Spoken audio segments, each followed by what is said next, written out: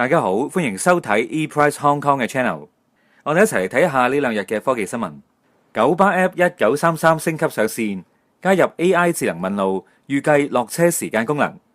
九巴宣布旗下 App 1933手機應用程式全面升級，正式引入人工智能 AI 功能，幫助乘客更加方便咁規劃行程。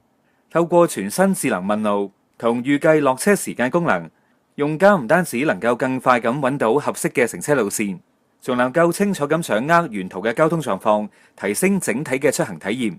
AI 幫你問路，輸入地點就知道要搭邊條線，搭邊架車。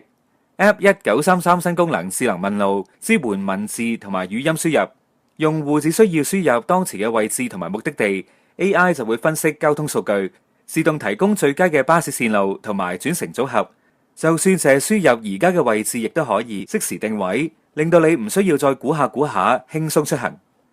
新設巴士站編號，可以快速咁對應車站。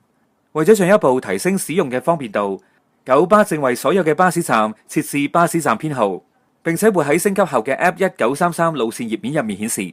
乘客可以透過 App 查找想搭乘嘅路線，並且核對站牌上面嘅編號，避免因為站名相似而揾錯上車點。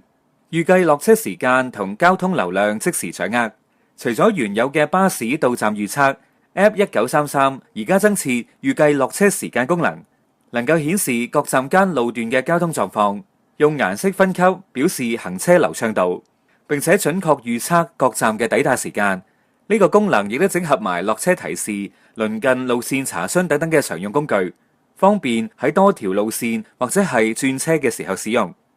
新版面整合更多功能，升級後嘅 App 1933加入百寶袋功能表，整合例如購買月票、寵物巴士團、eCoin 錢包等等嘅多項實用功能。主頁亦都新增咗即時嘅天氣資訊，整體界面更加清晰易用。目前 iOS 版本已經可以更新，Android 用戶亦將會陸續提供下載。